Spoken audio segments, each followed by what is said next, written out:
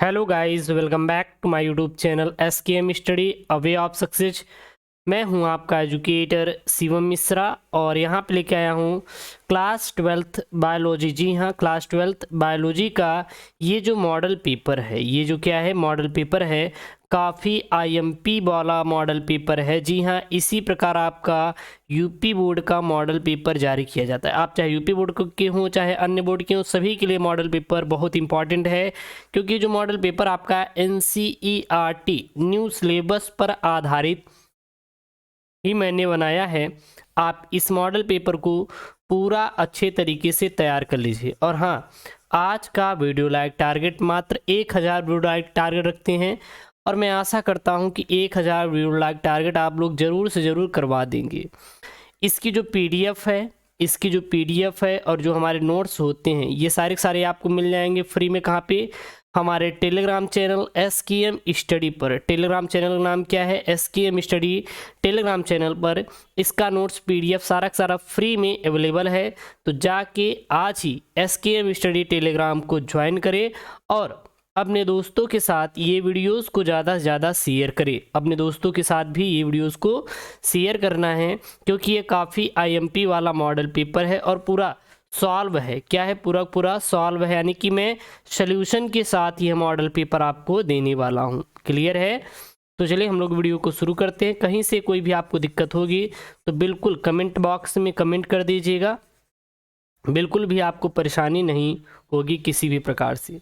तो सबसे पहले हम लोग बहुविकल्पी सॉल्व करेंगे। जी हाँ, आपके बोर्ड में 5 अंकों का बहुविकल्पी आता है। कितने अंकों का? 5 अंकों का बहुविकल्पी प्रश्न पूछा जाता है। तो जब आप ये 5 अंक अगर तैयार कर लेंगे तो जाहिर सी बात है आप 5 अंक पाएंगे। तो आप ज़्यादा से ज़्यादा नंबर कब पाएंगे? जब आप अच्छे से तैयारी किए रहेंगे। तो आपको अच्छे से तैयारी पहले आपको करना पड़ेगा।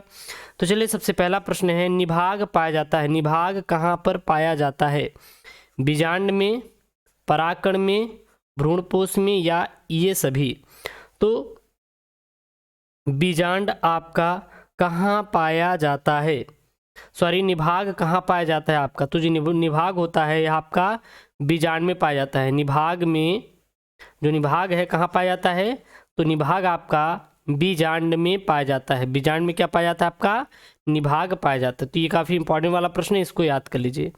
अगला यहाँ पे दूसरा वाला, निम्नलिखित में से कौन नर सहायक ग्रंथि नहीं है? नर सहायक ग्रंथि नहीं है। शुक्राशय, प्रोस्टेट, तुम्बिका, या फिर इनमें से कोई नहीं? इनमें से कोई नहीं। तो जो नर सहायक ग्रंथि नहीं है वह आपका तुम्बिका है। तुम्बिका क्या है? एक नर सहायक ग्रंथि नहीं है। यह काफ़ी IMP वाला प्रश्न है, इसको याद किए रहना। जो तुम्बिका है यह नर सहायक ग्रंथि नहीं है। क्यों नहीं है? क्यों नहीं है यहाँ पे? क्योंकि जो तुम्बिका है क्या है? जो तुम्बिका है यह आपकी मादा क्या होती है? मादा सहायक ग्रंथि होती है। मादा सहायक ग्रंथि होती है। तुम्बिका कौन सी ग्रंथि होती है? मादा सहायक ग्रंथि होती है। तुम्बिका कौन सी ग्रंथि होती है? मादा सहायक ग्रंथि होती है। ये जो सारे पॉइंट है काफ़ी इंपॉर्टेंट है, इसको याद रखना। अगला यहाँ पे है, निम्नलिखित में से कौन सा पुरुषों से संबंधित नहीं है? वैक्सेक्टॉमी, गोलिया, ट्यूबेक्टॉमी, या फिर इनमें से कोई नहीं? तो कौन सा इसमें से पुरुषों से संबंधित है? पुरुषों से संबंधित है और कौन इसमें नहीं है? ये दोनों आपको छांटना है। अगर वहाँ पे है तो बाद में वो नहीं भी पूछ सकता है। तो आप यहाँ पे बताना है आपको कि कौन सा पुरुषों से संबंधित नहीं और है भी। तो यहाँ पे जो है पुरुषों से संबंधित केवल वैक्सेक्टॉमी है। पुरुषों से संबंधित क्या है? वैक्सेक्टॉमी है। और पुरुषों से संबंधित कौन नहीं है? ना गोलियां हैं ना ट्यूबेक्टॉमी। तो गोलियां और ट्यूबेक्टॉमी किससे संबंधित होती हैं? यह मादा से संबंधित होती है। मादा संबंधित क्या होती हैं? ट्यूबेक्टॉमी ट्यूबेक्टॉमी और क्या? गोलियानिक पिल्स। जो पिल्स होती हैं यानी जो गोलियां होती हैं और ट्यूबेक्टॉमी, ये दोनों किससे संबंधित होती हैं? यह आपकी मादा से संबंधित होती हैं। अब ये वैक्सेक्टॉमी क्या है, ट्यूबेक्टॉमी क्या है? तो वैक्सेक्टॉमी और ट्यूबेक्टॉमी मतलब है जो बच्चा उत्पन्न न कर पाना ही वैक्सेक्टॉमी कहलाता है और ट्यूबेक्टॉमी कहलाता है। क्लियर है? अगला है यहाँ पे, अगला यहाँ पे क्या है, तो सॉरी यहाँ पे वैक्सेक्टॉमी है, मादा से संबंधित क्या है, वैक्सेक्टॉमी लिखेंगे, वैसेक्टॉमी, यहाँ पे गलती हो गया। वैक्सेक्टॉमी जो है यह मादा संबंधित है और गोलिया ये दोनों मादा संबंधित है। ट्यूबेक्टॉमी किससे है, ये नर से संबंधित, थोड़ा सा मिस्टेक हो गया, इसके लिए हम आपसे माफ़ी मांगेंगे। अगला यहाँ पे प्रश्न नंबर 4 क्या है यहाँ पे, मानव में एबीओ रुधिर वर्गों के कितने जीनोटाइप संभव हैं? मानव में एबीओ रुधिर वर्गों के कितने जीनोटाइप संभव हैं? 2, 4, 6 या फिर 8। तो मानव में एबीओ रुधिर वर्गों के लिए कितने जीनोटाइप संभव है? तो मानव में एबीओ रुधिर वर्गों के लिए कुल 6 जीनोटाइप संभव है। कितने जीनोटाइप संभव है? 6 जीनोटाइप संभव है। अगला प्रश्न है, शर्करा से अल्कोहल का उत्पादन करने वाला कवक है। शर्करा से अल्कोहल का उत्पादन करने वाला कवक कौन सा है? इष्ट है या पेनिसिलियम है या फिर राइजोपस है या फिर म्यूकर है? इसका आपको आंसर कमेंट बॉक्स में देना है, इसका आंसर आपको देना है, और मैं आपको देखना चाहता हूं कि आप लोग पढ़ाई कर रहे हैं या फिर नहीं, या फिर आधे पर ही ऐसे आप लोग छोड़ दे रहे हैं। तो इसका आंसर आप सभी को देना है। चलिए हम लोग लघु उत्तरीय प्रश्न यहाँ पे देखते हैं।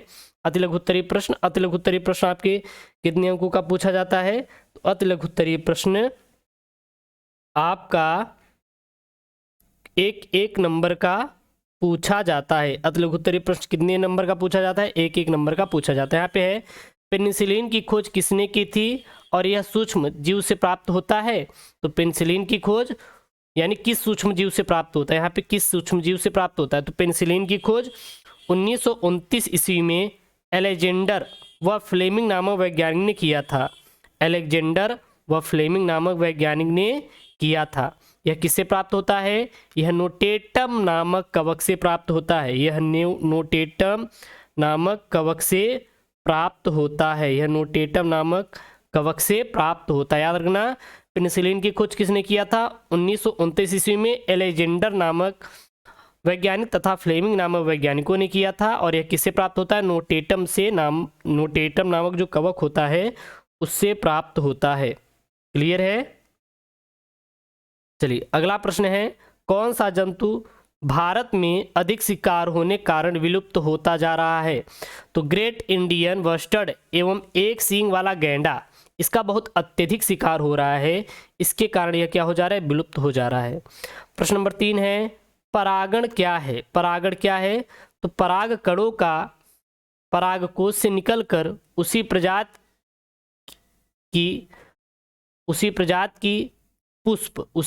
की पुष्प वर्तिकाग्र तक स्थानांतरण को ही परागण कहते हैं। क्या कहते हैं? परागण कहते हैं। क्या कहते हैं? परागण कहते हैं। क्लियर है? कोई दिक्कत होगी तो आप लोग बिल्कुल बताइएगा। और जो परागण होते हैं 2 प्रकार के होते हैं, स्वपरागण और परपरागण। स्वपरागण क्या होते हैं? जो स्वयं के द्वारा, परपरागण जो दूसरों के द्वारा परागण। जैसे पक्षी परागण क्या होता है? यह परपरागण है। कीट परागण क्या होता है? यह परपरागण है। प्रश्न नंबर 4 है, जलीय परागण करने वाले पौधे के नाम लिखिए। तो जलीय परागण करने वाले पौधे के नाम क्या क्या है? हाइड्रिला, वेलिसनेरिया और जोस्टीरा। ये जितने भी हैं ये सारे के सारे आपके पौधों में जलीय परागण करने वाले होते हैं। यहाँ पे है प्रश्न नंबर 5 है, बहुभ्रूणता क्या होता है? बहुभ्रूणता क्या होता है? तो उत्तर में क्या लिखेंगे? किसी एक बीज में एक से अधिक भ्रूण का विकास होने की प्रक्रिया ही बहुभ्रूणता कहलाती है। या फिर आप इसका आंसर क्या लिखेंगे? या फिर लिखेंगे, क्या लिखेंगे? किसी एक बीज में एक से अधिक भ्रूण का विकास होने की प्रक्रिया को हम क्या कहते हैं? बहुभ्रूणता कहते हैं। कभी कभी तो बीजांड में एक से अधिक भ्रूण कोष होने से भी बहुभ्रूणता का क्या होता है? विकास होता है। अब हम लोग लघुत्तरी देखेंगे और ये आपके 3 अंकों के और 2 अंकों के आपके बोर्ड में बनती हैं। सबसे पहला यहाँ पे जलमल किसे कहते हैं और इसके उपचार में होने वाले प्रयुक्त लघु इकाइयों के नाम लिखिए। यानी जलमल क्या होता है और इसके उपचार में होने वाले जो प्रमुख लघु इकाइयां हैं कौन कौन सी होती हैं, चलिए देखते हैं। तो उत्तर लिखेंगे, जल में अनेक प्रकार के व्यर्थ अपशिष्ट पदार्थ जैसे मलमूत्र इत्यादि को मिलने से जल प्रदूषित हो जाता है, जिसे वाहित मल कहते हैं या फिर इसे ही हम लोग जल मल कहते हैं। और इसके जो इकाइयां हैं कौन कौन सी प्रयुक्त इकाइयां होती हैं, तो वाहित मल के उपचार में सेप्टिक टैंक व ऑक्सीकरण तालाब इत्यादि लघु इकाइयां बनाई जाती है। अगला यहाँ पे प्रश्न है, इंटरफेरॉन क्या है, इसके कार्य को लिखिए। यानी कि इंटरफेरॉन क्या होता है और इसके यहाँ पे कार्य को लिखना है। तो उत्तर में क्या लिखेंगे, इंटरफेरॉन विषाणु प्रोटीन के अणु होते हैं। इंटरफेरॉन क्या होते हैं, यह विषाणु प्रोटीन के अणु होते हैं। जब कोशिकाएं विषाणु से संक्रमित हो जाती हैं तो इसी प्रकार के प्रोटीन को मुक्त करती हैं जो विषाणु के संक्रमण से बचाती हैं, और यह प्रोटीन स्वस्थ और संक्रमित कोशिकाओं को विषाणु के संक्रमण से बचाती हैं। प्रियांश एक प्रकार का संक्रमित प्रोटीन है जिस पर उच्च ताप और विकिरण का प्रभाव नहीं पड़ता तथा यह रोग उत्पन्न करते हैं। अगला यहाँ पे प्रश्न नंबर 3 है, क्या है, प्यूरिन तथा पिरिमिडिन क्षारकों में अंतर लिखिए। तो सबसे पहले हम लोग प्यूरिन देखेंगे, उसके बाद क्या देखेंगे, पिरिमिडिन देखेंगे। प्यूरिन में सबसे पहला पॉइंट, यह कार्बन तथा नाइट्रोजन से बने तो चक्र होते हैं, और पिरिमिडिन यह कार्बन तथा नाइट्रोजन से बने चक्र होते हैं। प्यूरिन क्या होता है, कार्बन और नाइट्रोजन से बना होता है, पिरिमिडिन कार्बन तथा नाइट्रोजन से बना होता है। अगला देखेंगे, जो प्यूरिन होता है, एडेनिन तथा ग्वानिन प्रमुख प्यूरिन है। थायमिन, यूरेसिल और साइटोसिन ये क्या होते हैं, पिरिमिडिन होते हैं। क्या होते हैं, पिरिमिडिन होते हैं। अगला पॉइंट में, इसमें 5 सदस्यीय वलय के 7वें और 9वें स्थानों पर कार्बन की जगह नाइट्रोजन परमाणु उपस्थित होता है, और इसमें 6 सदस्यीय वलय के 1 तथा 3 स्थानों पर कार्बन की जगह नाइट्रोजन परमाणु उपस्थित होते हैं। अगला यहाँ पे प्रश्न है चौथा, जिन प्रारूप तथा लक्षण प्रारूप से आप क्या समझते हैं, इसको यहाँ पे देना है। तो सबसे पहले जिन प्रारूप, फिर हम लोग क्या देखेंगे, लक्षण प्रारूप। तो जिन प्रारूप क्या होता है, चलिए इसको देख लेते हैं। तो जिन संरचना के आधार पर अनुपात को जिन प्रारूप अनुपात कहते हैं। जो जिन संरचना होती है इसके आधार पर जो अनुपात बनता है इसे हम लोग जिन प्रारूप अनुपात कहते हैं। यह जीव के अनुवांशिक संगठन को व्यक्त करता है। और लक्षण प्रारूप क्या होता है, यह किसी भी जीव की बाहरी लक्षणों जैसे रंग, रूप, आकार, आकृति तथा उसके स्वभाव को व्यक्त करता है। प्रश्न नंबर 5वां है, परिवार नियोजन पर टिप्पणी कीजिए। यानी परिवार नियोजन क्या होता है, इस पे आपको क्या करना है, टिप्पणी करना है। ठीक है, तो यहाँ पे उत्तर लिखना है, शुक्राणुओं और अंडाणुओं को मिलने में बाधा उत्पन्न करने तथा निषेचन क्रिया को नहीं होने देने को गर्भ निरोधन कहते हैं। शुक्राणुओं और अंडाणुओं के मिलने में बाधा उत्पन्न करने तथा निषेचन क्रिया को नहीं होने देने को ही क्या कहते हैं, गर्भ निरोधन कहा जाता है। गर्भ निरोधन के लिए विभिन्न प्रकार की युक्तियां उपयोग में लाई जाती हैं जिसे गर्भ निरोधक कहते हैं, जैसे कि कंडोम और गोलियां। जो कंडोम और गोलियां होती हैं यह गर्भ निरोधक उपाय हैं। अगला प्रश्न यहाँ पे देवोत्तरी प्रश्न चालू होता है, चलिए देख लेते हैं। देवोत्तरी प्रश्न में प्रश्न क्या है, संक्रामक तथा असंक्रामक रोग क्या है, प्रत्येक के उदाहरण देकर इनके कारक, लक्षण तथा रोकथाम की विधि लिखिए। तो यहाँ पे उत्तर में सबसे पहले हम लोग संक्रामक रोग देखेंगे और फिर हम लोग असंक्रामक रोग देखेंगे और संक्रामक रोग के उदाहरण भी देखेंगे। तो संक्रामक रोग क्या होता है, वह रोग जो एक व्यक्ति से दूसरे व्यक्ति में आसानी से संचारित हो जाते हैं उसे हम लोग संक्रामक रोग कहते हैं। संक्रामक रोग क्या होता है, वह रोग जो एक व्यक्ति से दूसरे व्यक्ति में आसानी से क्या हो जाते हैं, संचारित हो जाते हैं, उसे संक्रामक रोग कहते हैं। संक्रामक रोग 2 प्रकार के होते हैं, प्रत्यक्ष संक्रामक रोग और अप्रत्यक्ष संक्रामक रोग। प्रत्यक्ष संक्रामक रोग और अप्रत्यक्ष संक्रामक रोग। ठीक है, क्लियर है यहाँ पे। तो सबसे पहले हम लोग देखेंगे संक्रामक रोग। जीवाणु, विषाणु, कवक के द्वारा फैलती है तथा इसके उदाहरण जैसे हैजा, टाइफाइड, पोलियो और खसरा होता है। यानी जो संक्रामक रोग जो होता है यह जीवाणु, विषाणु और कवक के द्वारा फैलती है और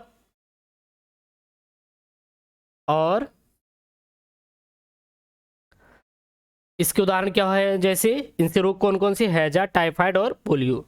हैजा क्या होता है इसको देख लेते हैं। यह विब्रियो कालेरी के द्वारा फैलता है। हैजा किसके द्वारा फैलता है? हैजा किसके द्वारा फैलता है? हैजा किसके द्वारा फैलता है? तो हैजा विब्रियो कालेरी के द्वारा फैलता है। विब्रियो कालेरी के द्वारा फैलता है। यह बहुत ही इंपॉर्टेंट पॉइंट है, इसको आप नोट भी कर लीजिए कि हैजा किसके द्वारा फैलता है। तो हैजा किसके द्वारा फैलता है? किसके द्वारा फैलता है? कमेंट कर दीजिए। किसके द्वारा फैलता है? विब्रियो कालेरिक द्वारा फैलता है। हैजा मधुमक्खियों द्वारा संक्रमित जल तथा संक्रमित भोजन के द्वारा फैलता है। हैजा के लक्षण क्या होते हैं? शरीर में जल की कमी, शरीर में भार की कमी, शरीर में जल की कमी, शरीर के भार में कमी, रोगी को दस्त, उल्टी तथा ऐंठन होने लगना, ये हैजा के लक्षण हैं। हैजा से बचाव क्या क्या है, यानी कि बचाव के उपाय? पानी को उबाल कर पीना, हैजे के टीके को लगवाना, बासी व खुले भोजन पदार्थों का सेवन नहीं करना चाहिए। उपचार क्या है? रोगी को जल तथा ORS का घोल पिलाना चाहिए। ठीक है। दूसरा है आपका असंक्रामक रोग। क्या है? असंक्रामक रोग। असंक्रामक रोग, तो इस रोग का संचरण एक व्यक्ति से दूसरे व्यक्ति में नहीं होता है। जो आपका असंक्रामक रोग है, इस रोग का संचरण एक व्यक्ति से दूसरे व्यक्ति में नहीं होता, बल्कि यह पोषक पदार्थों की कमी, शरीर में उपापचय त्रुटियों के कारण होता है। असंक्रामक रोग जैसे मधुमेह, हृदयघात, गठिया, कैंसर। हृदयघात मतलब हार्ट अटैक, हार्ट अटैक। ठीक है ना। अगला है मधुमेह। मधुमेह क्या होता है? जब शरीर में अग्नाशय की लैंगरहैंस द्वीप की अल्प सक्रियता के परिणाम स्वरूप इंसुलिन की कमी हो जाती है तो मधुमेह रोग उत्पन्न होता है। इस रोग से प्रभावित व्यक्ति के रुधिर में ग्लूकोज की मात्रा बढ़ जाती है और ग्लूकोज का उत्सर्जन मूत्र के साथ होने लगता है। मधुमेह रोग के लक्षण क्या क्या हैं? शरीर में भार की कमी होना, शरीर के भार में कमी होना और रोगी में कमजोरी आ जाना, थकावट लगना, मूत्र शीघ्रता से आने लगना। मधुमेह रोग से उपाय क्या क्या है? बचाव के उपाय? इस रोग से बचने के लिए संतुलित भोजन, पोषक आहार लेना चाहिए तथा नियमित व्यायाम भी करना चाहिए और व्यक्ति को शर्करा युक्त पदार्थों का उपयोग नहीं करना चाहिए। मधुमेह रोग के उपचार? इसके उपचार के लिए आपको डॉक्टर के परामर्श से ही औषधि समय पर लेना चाहिए। भोजन उचित मात्रा में और समय समय पर करना चाहिए और रोगी को इंसुलिन लेने से जो रोग होता है क्या हो जाता है? नियंत्रित हो जाता है। तो SKM स्टडी टेलीग्राम पे इसका मैं PDF भेज दे रहा हूँ, जाके वहाँ से डाउनलोड कर लीजिएगा। ओके दोस्तों, थैंक यू, जय हिंद।